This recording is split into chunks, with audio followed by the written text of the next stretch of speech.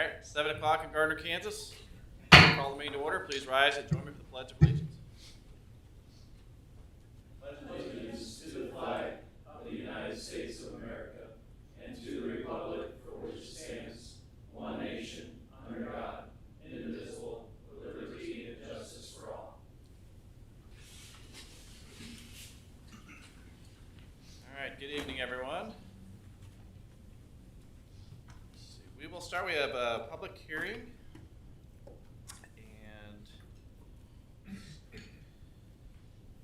Public hearing number 1, hold a public hearing for the purpose of receiving comments to a request for a waiver of the distance limitation to allow for the sale of sealed domestic table wine within 200 feet of school, church, or library during weekly Gardner Farmers Markets events to be held on Thursdays, 4 p.m. to 7 p.m. from May 23rd, 2024 to September 5th, 2024. Do I have a motion to open the hearing?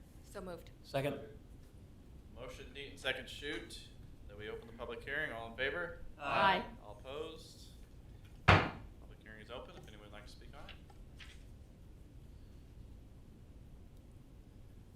Seeing no one coming forward. Motion to close. Second. Motion McNear, second Deaton. We close the public hearing. All in favor? Aye. All opposed? Public hearing is closed. Public hearing number 2. Hold a public hearing for the purpose of receiving comments for the proposed wastewater treatment plant improvements in KDHE State Revolving Fund loan application. Do I have a motion? So moved. Second. Motion Deaton, second Baldwin. Do we open the public hearing? All in favor? Aye. Aye. All opposed? Public hearing is open. Matt.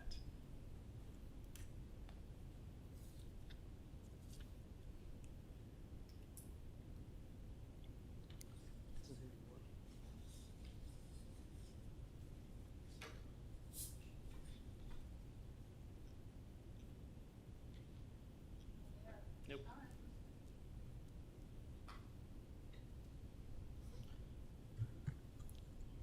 So I have a brief presentation for the public hearing on the proposed wastewater treatment plant improvements and the KDHE loan financing approach. I'd encourage everybody in the audience that's here for the public hearing, please sign in on the sheet in the back so that the state of Kansas knows that we have some people in attendance.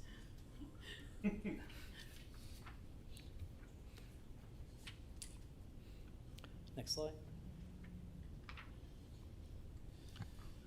So there are some existing conditions about why we need this project. The wastewater treatment plant improvements, also known as the Kill Creek Water Resource Recovery Facility Phase 2 expansion project,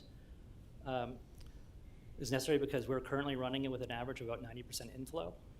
That means we're kind of right near capacity. And KDHE has set a deadline for the spring of 2026 for the expansion to be operative. The project is, these type of projects take a long time. The project is anticipated to take at least 20 months. That could take longer if there's complications with supply chain issues. We know, especially for electrical components, those have been taking a very long time. So we need to get the project started as soon as possible. This project will expand our capacity by 2.5 MGD. We'll create another train of 2 treatment basins, 2 sedimentation basins, sludge thickener, 2 digester basins, sludge pumping and centrifuge, a UV system, and also resolve operational code, compliance, and safety issues. The project cost is estimated to be around $37 million. The estimate's from March. We won't know the guaranteed maximum price until June, and costs may go up due to KDHE loan requirements. That would include American Iron and Steel Act, and also the Davis-Bacon Act and prevailing wages. Despite these requirements, we still think the KDHE loan approach is the preferred approach. Generally, the low interest rates will have interest rate savings that will offset those increased costs and still be in the benefit of the city. Keep in mind that KDHE only has so much funds available for state revolving fund loans. So we're applying for this loan. I don't know if it'll be approved or approved for the full amount. So I'm also requesting later this evening for authority to issue general obligation bonds to either finance the full project or fill in the financial gap that might happen depending on how much we get approved for the KDHE loan. So that's how we're financing those projects. There's planned wastewater rate increases of 4.2% every year until 2031. These are large projects, so we've modeled them out in the fund forecast. This is a snapshot of our forecast. The large increase in both revenues and expenditures in 2024 are related to the Kill Creek Phase 2 expansion that we're talking about here tonight, the Cedar Niles lift station, the utilities maintenance building, and the Windwood Relief Sewer capital project. As you see with the expenditures, revenues go along with it. That's the associated debt or grant proceeds that are associated with the projects. The planned rate increases of 4.2% each year are necessary to pay for these proposed improvements and the other CIP. The city intentionally built up a fund balance in the wastewater fund in preparation for these projects. We've been planning for years for these projects. The combination of intentionally spending down the fund balance over time and raising rates moderately by 4.2% each year will help the city to avoid sharp and sudden rate increases. The city's target fund balance in the wastewater fund is 25% of expenditures. The fund balance is forecasted to end 2032 with a fund balance of 26%. Moving forward, staff is asking council to consider a resolution authorizing the city to apply for a KDHE SRF loan to finance the proposed wastewater treatment plant improvements. Thank you, Matt. At this time, if anyone in attendance would like to come forward. Seeing none, is there a motion to close? So moved. Second. Motion McNear, second Deaton. We close the public hearing. All in favor? Aye. All opposed? Public hearing is closed. Thank you, Matt. Appreciate the presentation. Okay, we'll move right to public comments. This time, members of the public are welcome to use this time to make comments about city matters or items on the agenda that are not part of the public hearing. If you wish to come forward, please limit your comments to 5 minutes or less. There is a 5-minute time clock on your left. No profanity, no personal attacks. With that being said, come forward, state your name and address for the record. The podium is now open.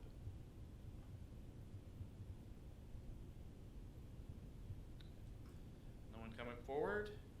We'll move to consent agenda. Is there an item on the consent agenda that would like to be removed? Is there a motion to approve the consent agenda? So moved. Second. Motion Shoot, second Deaton. We approve the consent agenda. All in favor? Aye. All opposed? Abstain? Consent agenda passes. We have nothing on planning and zoning. Consent, no committee recommendations, and no old business. We will move to new business. New business item number 1. Consider a request for a waiver of the distance limitation to allow for the sale of sealed domestic table wine within 200 feet of a school, church, or library during the weekly farmers market events to be held on Thursdays 4 to 7, from May 23rd, 2024 to September 5th, 2024. This is the same as our public hearing. We have the farmer's market coming up on Thursday nights. For the, Oh, can you not hear me? well, for the viewers at home, I think it's easier for them to hear it on I'm the. trying to talk loud because I'm not That's tall okay. enough. Okay, so the farmer's market is gonna start on Thursdays, from 4 to 7, starting May 23rd and going through September 5th. Since they are within 200 feet of a school, church, or library, they need a waiver of distance to be able to sell their sealed bottles of domestic table wine. And this is, nothing's changed from the previous. Correct, it's same Yeah. as last year. Is there any public comment? Oh, I'm sorry, we already did a hearing on this, so we'll go right to questions from council. None? I think the only thing I would ask is, I know you brought it up the last time this came up. Do we want to look at making special districts where this doesn't? Because I could see, well, I could see that little sliver, and as we expand destination downtown, and then even we just did the Crown Realty spot. I'd be interested for a discussion about the negative impacts of that if we were to expand some of the area of the downtown, because I'm wondering if we could also see some questions or some other potential tenants of some of the buildings downtown not being interested in developing downtown, say the Bruce building, if it falls within this 200 feet. I don't know if it's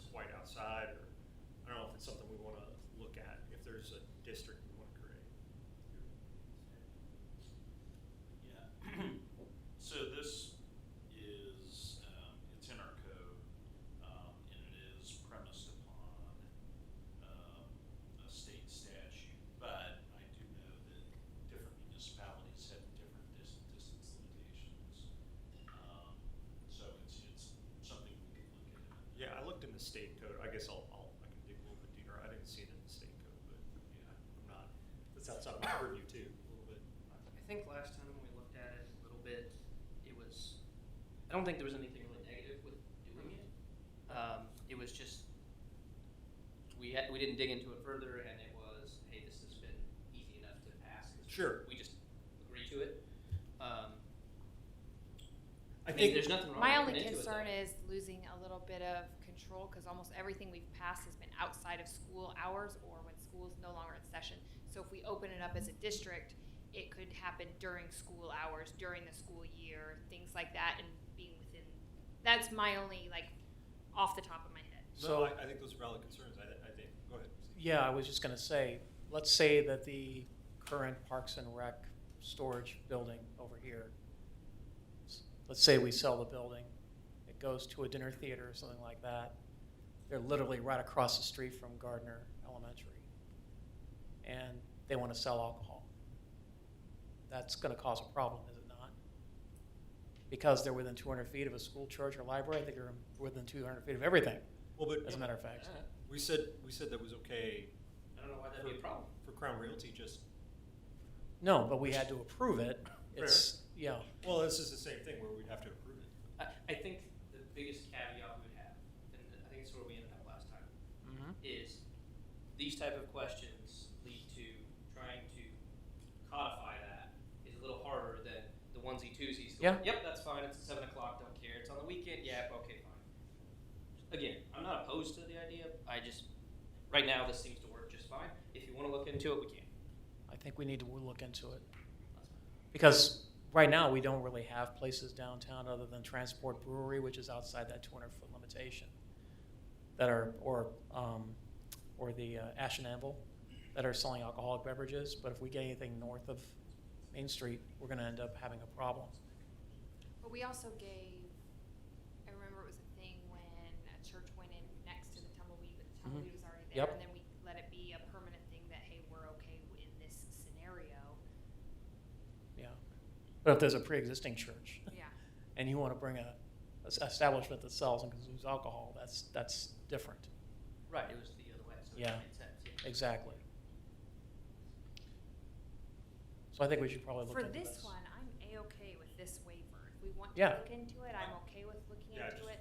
I My just looked at it my as only question opportunity. was, everything that we've always approved has never been Oh, no, Sunday mornings or during school hours. yeah. I mean, so maybe, would you like, was there a consensus that you'd like to look further into this, Steve, Mark? I'm Mark, fine with Mark, it. Mark, Steve? I'm fine with also just approving this and moving on and Yeah. while we're for doing now, that. Yeah, Yeah. we'll look at this. Yeah. Sure, who would look to Dave or? So, but wouldn't we want to review those on a case-by-case basis anyway? I mean, that's the benefit So, I mean, of if doing you- it the way if we you do make- now. Right, so what are we looking into? Or whether we want to make a blanket approval for, Well, Bill, put a district in place that would allow I us some think what- flexibility. but the district in place is probably going to have hours that alcohol is restricted, correct? So you'd have to come back to the council each time anyway. Well, I don't think you'd be selling alcohol on Sunday mornings or school hours anyway. Well, I mean, it all comes down to the scenario. Right now, we don't have anything that's ever brought up the case that isn't outside of school time. I know. Right? If transport was where the library is, That would be. then we would have a different conversation. Exactly. Well, it's also the library, so you can't. What, right. But if that was that building, right? Yeah. But then again, you're going, well, if it's in a restaurant, do you really care? If it's 200 feet away from the school? Well, that's a good question. I mean, so it would come down to that, and then how we codify that. Yeah.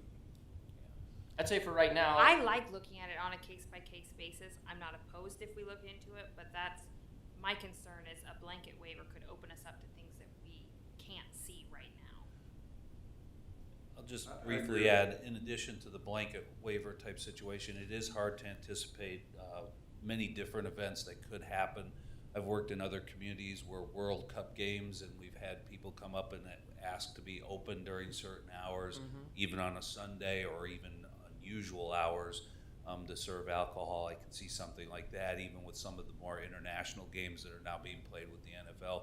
you might get users who need those exemptions periodically. So you could be creating a scenario where you've got the opposite. It would be minimal probably, but you would still be looking at some of these on a case-by-case basis. Of course. So, For no more time than these one-off situations take, I think it's, at this point, prudent to kind of keep it where it is, because we don't know, like I said, we don't know what's gonna come down the pipe. Maybe, to your point, Mark, are you saying though, like, let's say a restaurant is interested in, let's say the Quonset hut building, whatever.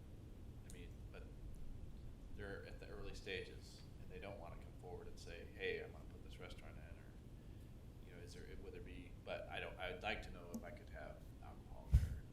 I mean, That's kind of what I was thinking yeah, is, like, because we've never had that situation here in Gardner. Exactly. So this is an unknown, and if we have one who wants to be a permanent establishment that might have a patio, for example, where they might want to, you know, have an outdoor area like a beer garden or something like that, So how is that different than asking for a waiver? because a waiver is a one-time deal. It's not a permanent. Would that fall under Situation. maybe a conditional use permit? So, you know, I think the Kansas alcohol laws are Oh, quite crazy. complex. Yeah, they're stupid. They don't go back to, I'm looking at, Well, let's just call it what it is. I'm looking, Prohibition. Oh, what? I'm looking at their, the ABC's frequently asked questions. So there's no statute which prohibits a caterer, drinking establishment, or Class A or B club being located next to a church or school. However, you cannot have a retail liquor store located next to a church or a school. Sure, So you can be serving booze, but you can't be selling it. but you can't be selling packaged liquor. So a restaurant Right, you is can't A-okay. leave with your paper bag, so you can stumble out just fine. So, I mean, and I know this 200-foot rule, you know, we make our own rules for cereal and malt beverage. We have the 200-foot rule for cereal and malt beverage. They also have the state statute on the consumption of alcohol at 200 feet. We can do what we want in the realm of cereal malt beverage. That's totally within our realm. Sure. But with respect to sale of alcohol and liquor, typically, unless we're gonna try and rule out, we're gonna have to be in line with state statute. Yeah, And that's usually when we get an inquiry like that, that's the first place we start, is trying to understand what license they are planning on getting and how they plan to operate. yeah, And there's so many different types of licenses now, even with the folks that are brewing their own beer and then selling it as a craft beer. There's elements of that play into. So we coordinate with the clerk's office, we coordinate with Ryan first to try to get a good understanding of it, and then we try to figure out where that fits in there. So in many ways, most communities that I've dealt with that have this kind of separation requirement, they while it's kind of a hassle to have to go through it year after year, it does also give them a checkpoint that if that use is becoming a problem because of the alcohol serving and things like that, they can withhold that and not allow it moving forward. So it's an enforcement kind of element too. So there's a whole series of different factors that sometimes if you look at the waiver, there's other ways to enforce it. I'm sure that's what the chief will tell you too. But sometimes one of the easiest ways is to say, okay, we're revoking that license or that approval at that point in time. So those are other elements that I'd at least put on the table for you to consider if you're thinking about a waiver. but a liquor license in those circumstances can also be revoked, correct? I mean, Right. so there's multiple enforcement mechanisms on that. There are. It just gives you the potential for another tooth, another way to get at it. I would say you keep going with the onesie twosie with the waivers. Keep what Mark suggested in the back of our minds, and if we have a particular scenario come up, then we revisit. All right, okay. So, back to new business item number 1. So moved. second. Motion Deaton, second shoot. We approve new business item number 1. All in favor? Aye. All opposed? Abstain? New business item number 1 passes. New business item number 2. Consider a resolution declaring the intent of the city to issue industrial revenue bonds taxable under federal law. in the principal amount not to exceed $5,250,000 for the purpose of financing a portion of the acquisition, construction, and equipping of a multifamily apartment project within the city, Poplar Point Apartments. Matt. The developer of the Poplar Point Apartments has requested the use of industrial revenue bonds to finance a portion of its multifamily apartment project. This financing approach would provide the developer with a sales tax exemption on the construction materials, which would enable the developer to include more amenities into the project. Exhibit A in the packet of the resolution, of the attached resolution, outlines the package of amenities which represent a significant private investment and adds additional value to the development project beyond the minimum development requirements of such a project in the city of Gardner. The IRBs will be paid solely out of the rentals, revenues, and receipts derived from the lease of the project to the company from the city. The bond shall not be general obligations of the city, nor constitute a pledge of full faith and credit, and shall not be payable in any manner of taxation. The bonds have requested by the developer for the sales tax exemption on construction materials, equipment, and furnishings. There is no property tax abatement associated with the bonds. The city's bond counsel, Tyler Ellsworth of Kudak Rock, and also Jeff Beckler of Zimmerman Properties are here tonight to answer any questions you might have. Thank you, Matt. Tyler.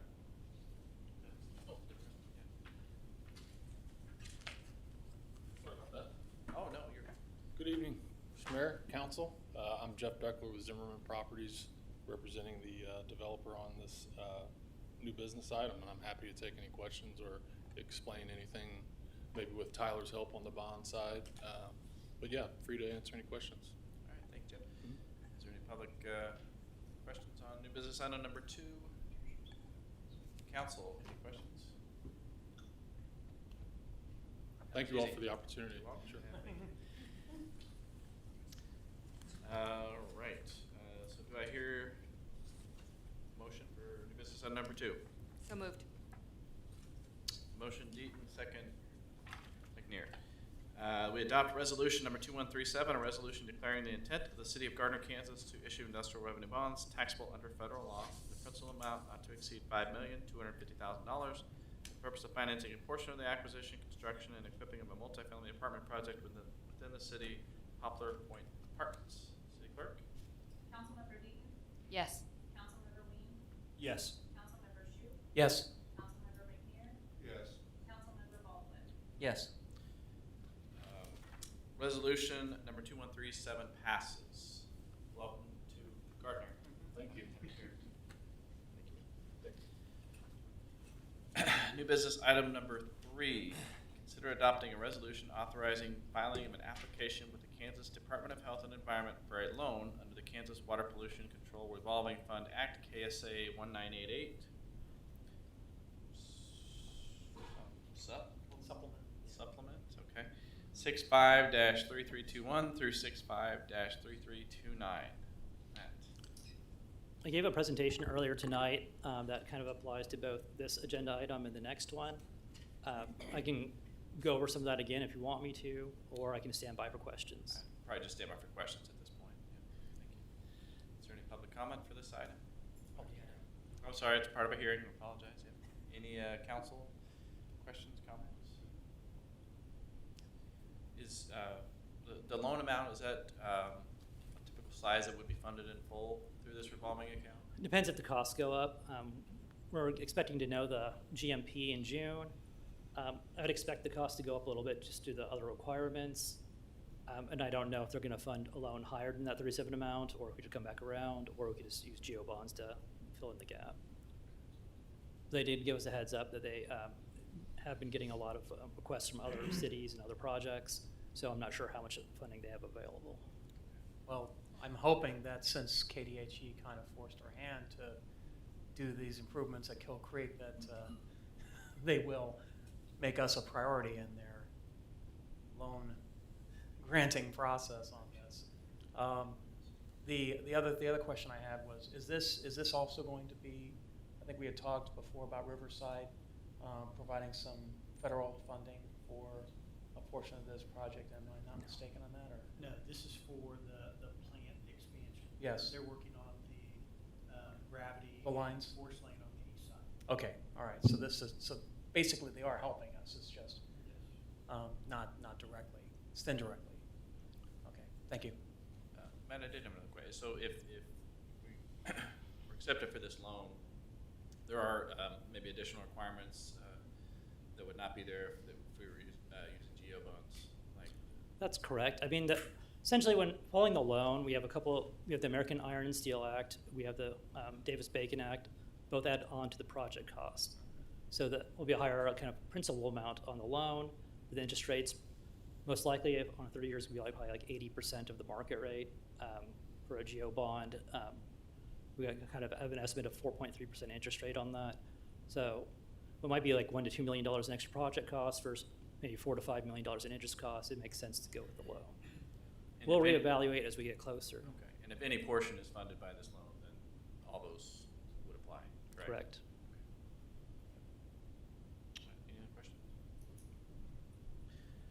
All right, is there a motion for new business item number 3? So moved. Second. Motion shoot, second Deaton. We adopt resolution 2138, a resolution authorizing filing of an application with the Kansas Department of Health and Environment for a loan under the Kansas Water Pollution Control Revolving Fund Act, KSA 1988, supplement 65-3321 through 65-3329. City Clerk. Councilmember Ween. Yes. Councilmember Shute. Yes. Councilmember McNair. Yes. Councilmember Baldwin. Yes. Councilmember Deaton. Yes. Resolution 2138 passes. And then new business item number 4, consider adopting a resolution authorizing the construction of certain sewerage system improvements and authorizing general obligation bonds to be issued in the amount not to exceed $37,555,000 to pay for the cost of such improvements, all pursuant to KSA 12-617 and 12-618. You don't have to step back up. This is yeah. So moved. Second. Motion Baldwin, second Deaton. We adopt resolution 2139, a resolution authorizing the construction of certain sewerage system improvements and authorizing general obligation bonds to be issued in the amount not to exceed $37,555,000 to pay the cost of such improvements, all pursuant to KSA 12-617 and 12-618. City Clerk. Councilmember Shute. Yes. Councilmember McNair. Yes. Councilmember Baldwin. Yes. Councilmember Deaton. Yes. Councilmember Ween. Yes. Resolution 2139 passes. Thank you, Matt. All right, we will move to council updates. Start with city attorney. Shane says that. Okay. Matt, finance? City clerk? Nothing tonight. Chief Waldeck? I don't have anything. Collins, utilities? Nothing tonight. All right, Jason, Parks and Rec? Nothing tonight? Dave, community development? 3 for 3, nothing for tonight. Oh, man. He means on that side. Oh, all right, Kellen, come on. Nothing to pass. Okay. Councilman? No. Nothing. We're gonna Oh, roll. gosh, I always forget you. I'm sorry. We're on a roll. Yeah, I started you with that. I did that all the time. I know. So I gave everybody golf course Yes, I'm sorry. ordinance, so Up to you, Mr. Weeks. Oh, we forgot about. every spring we get a number of inquiries, and this spring was no different about golf carts. Spring Hill just recently passed their golf course ordinance, or golf cart ordinance. I attached the map so that if we did something at 25 or less, you can see on the map all the neighborhood streets that are not covered would be 25 or less. So it's entirely up to the council if he wants to take a look at it and bring something back. I would recommend we stick with 25 or less if we are going to look at it, so that we stay in the slower residential community and not get on the main streets. There's a number of provisions we can add or subtract with insurance, lighting, slow vehicle tag, things that we could draw from other ordinances. We could take a look at and bring back to council. And we haven't talked about this for 3 or 4 years, so I thought I'd bring it back. Is this only off carts? I mean, we've had side-by-sides come up and some other things as well. No, it would just be golf carts. But of course, golf carts nowadays can have the huge tires and go 30, 35 miles an hour. Is there a consensus or questions on this or consensus to have them explore it?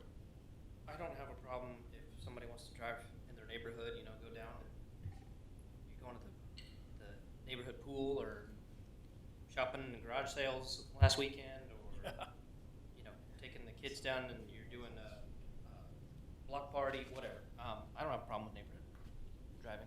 No. It seems to be going all over the country, and we're getting requests for it. I got no issue with it, as long as they don't put it on main streets and, So putting it on main streets, is that driving on or crossing? that's a good question. I think it would be, well, if you think about it, pedestrians cross those streets. Right. I don't see any reason why golf carts couldn't cross at crossing points at crosswalks. But then that would put them on sidewalks, which is dangerous because they'd have to get up on the sidewalk. I think you could cross at, so like on Center Street, you could go from Colleen on the east side to Colleen on the west side, Yeah. right? But they're not gonna be able to cross at Madison because they can't be on that road if, well, I'm making an assumption that you're at 25 miles an hour or less. Mm-hmm. So if you can't be on that road anyway, you're not gonna cross there. So the major Correct. crossing areas are off if you go with 25 mile an hour or less. But you could still cross in certain areas. Yeah, some people are stuck in their neighborhood, I get that. But that's just what this is. Mm-hmm.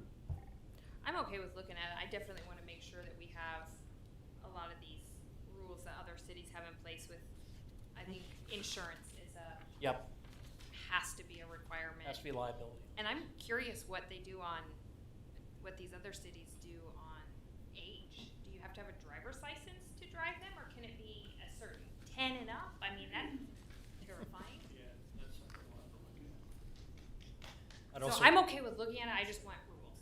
Yeah, and I also want us caution that I could see them starting to go on the Greenway. Yes, and I do not, And sidewalks and. yeah.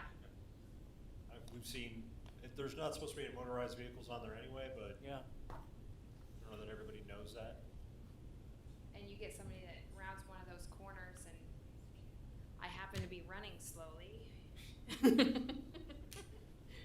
So you want them to have horns now? It also kind of comes down to, like on the trails, it comes down to e-bikes, scooters. well, yeah, now you're, yeah. Now, see, now e-bikes you're, and with scooters electric are golf cart, you're in motorized. the same class of vehicle. E-bikes and scooters are motorized. And they're not Yeah. supposed to be on the group. Whose idea was it to open this can of I worms? think it was yours. Because I can I see, tried I to can make see it people on It the, was brought by a on the constituent. west side of Center Street, wanting to go to the pool, Yep. Yep. across from Center, but you can't be on Center, so that's gonna be a problem. Mm-hmm. I'm okay with exploring this because I do see a lot of good with, you know, like the garage sailing, the neighborhood pools, and kind of the sense of community. Hey, let's throw my cooler in and go down to the neighbor's house or whatever. But I just want to make sure that we're not opening ourselves up to. We've got some busy roads in this town, and 56 highway. Oh, That well. just scares me. a 56 little. Well- highway will need KDOT approval for crossing. That kind of brings up another thing. If you're on the south side of town, want to go to the Price Chopper, how are you going to get there? Not with your golf cart. Right? But what about your motorized wheelchair? There's people doing it now. Yeah, there are. To But drive they're at- KDOT. Both, I would imagine. So like even if they're just west of here and you're going to the museum from the south side, you don't think they could cross? I would expect KDOT to want to be involved in that conversation. Well, I know they want to be involved, I just didn't know if you know where to go. I'm just curious. I would be terrified to cross. I think it's certainly, I would not expect approval. do Well- these cities have, I mean, like something already written out that we can just, We'll take a look at it. let's, I think there's consensus. Yeah. And then if Yeah, we we can get look an at it. agenda item, we Okay. can get some Yeah. public comment if people wish to comment, Yes. Yes. offer their comments on it. Yes. I'd love to hear it. I mean, because this may be one of those things where we look into it, we approve it with certain conditions, and then nobody ever uses it because they can't do what they envisioned they thought they were going to be able to do. Well- So be it. The question though is it, if this is going to be an attempt at making our city more accessible to individuals who may not have like full-on car transportation, for example, but want to have a golf cart. Yeah, but this isn't a village in Florida that's closed off. Um, You know, it's We're in a little different. Yeah. Most people Not yet. don't have a golf mean, yeah, there's some places But I that mean, you're not there- allowed to have a. But I mean, is there an accessibility component to this? Is that a question?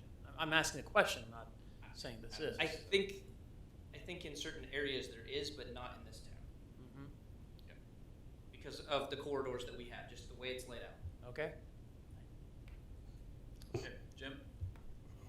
Clear as Wouldn't mud. dare say anything else. Smart. All right. All right. Councilman McNeil. His- Laughing the roll was interrupted. I have nothing. Councilman Ween. No, I'm good for tonight, thank you, Mayor. Councilman Shu. I am not going to say anything. Council Vice President. Sorry, guys, I have been asked by a resident for a PSA. It is getting nice outside and people are mowing their yards. Please try not to put grass in the street for motorcyclists. Mm. Just keep that, it's getting nicer out. We've got our motorcyclists out and our grass, so heads up. And the grass is growing like weeds right now. So there's a lot of people mowing. And another thing, and I'll do this for the benefit of the folks in Public Works, please do not rinse the grass into the sewers, please, not in the storm sewers if possible. Try to keep it on your yard, compost, or otherwise rake it up. Don't put it into the storm sewers. That's all I had. Council President. I have nothing either. So, I will entertain a motion to adjourn. So moved. Second. All of us. Motion Deaton, second everyone else, second McNair. All in favor? Aye. All opposed? I think the next one needs to